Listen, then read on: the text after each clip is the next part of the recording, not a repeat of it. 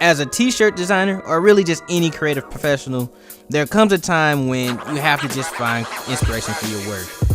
Sometimes your creativity juices are just empty, and to revitalize that and fill that cup up again, you just gotta go out and inspiration hunt.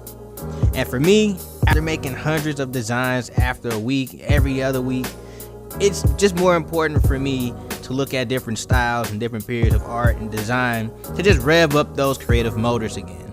Now remind you, there is a clear, thick line between inspiring and stealing. Inspiration being referencing elements, styles, and it just implementing it in your work. However, stealing is just copying things verbatim, and it's very prevalent that it happens. So as a t-shirt designer, where do I go for inspiration? So the first thing that I do is I visit the mall, okay? I look at places like Hot Topic, American Eagle, Old Navy, demographics that are similar to mine and what I'm trying to attract. I also listen to like different styles of music just to get that awesome quote, something that I can put into typography and just put it out there.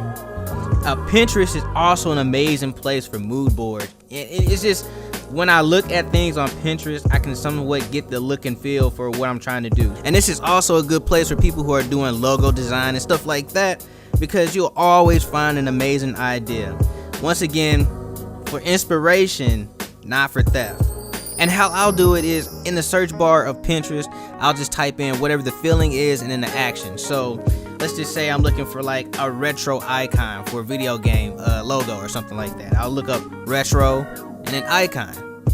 Or I'm looking for something like in photography, so I'll type in vintage film, and just to get that vintage film look, or I'll type in cinematic feel, or something around that realm, so I can bring it back into my photography. Believe it or not, I'll also turn to like cartoons and anime. Now, if you want to believe this or not, anime is very expressive, and with that, it has great coloring, great actions, great textures, transitions, and movements. Okay, their art style fits a clear narrative, and it motivates and inspires a lot of things in my design style. Family Guy is also an amazing place for inspiration, especially for like quotes and stuff like that, but not even just the quotes, just their expressions and how they're on model all the time. You'll love it, especially when you're a designer or you're a sketch artist or something like that. One of the most popular places to turn to is just a music video. So going on like MTV or going to like YouTube for that music video, just to watch like commercials and stuff like that. Especially when you're looking for like those color combinations or some of those transitions and stuff like that. I look for like a lot of type and like typography and stuff like that, so I can get an idea of what I'm using and what I'm combining, and then I'll put like the colors in just to bring in something cool. So as of right now, there's this flash animation that goes on MTV and BET as well, and it's usually in black, but sometimes it's in color.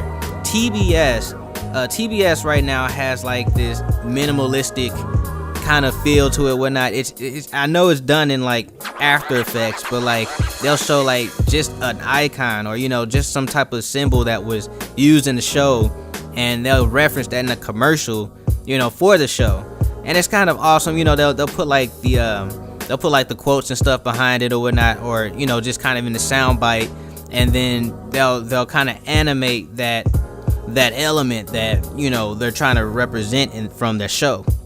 So a lot of people know that I went to Full Sail University to get my master's, and one thing that we did there was we created a SWOT analysis.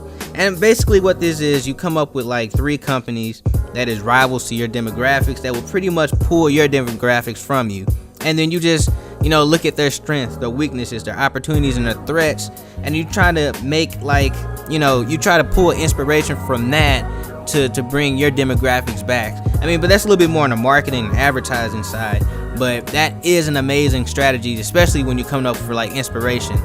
So I mentioned before that I watch a lot of commercials, and some of the commercials that I watch right now, just to get a good look and feel, is Old Navy. I really love Old Navy designs. I really like how they do that. I try to emulate their type of style in my sketches, and then I try to change it up to make it my own. And I do the same thing for like American Eagle and Hot Topic as well. Definitely Hot Topic, because even though they don't have commercials, when they send out like their books and stuff like that, I kind of look at their designs and I'm like, oh wow, yeah, this is kind of awesome. Hot Topic and American Eagle, they're very good on like textures and stuff like that, and I really like to see it. Old Navy is a little bit better on their shapes and their typography, so that's something that you guys can kind of look at for inspiration if you're looking to be like a t-shirt designer, even just a logo designer too. Backing up to like social networking and stuff like that, I go to IG. IG is kind of cool. What I'll do is I'll watch a lot of hand letterers and logo designers just to get that feel and, you know, design inspiration that I need sometimes.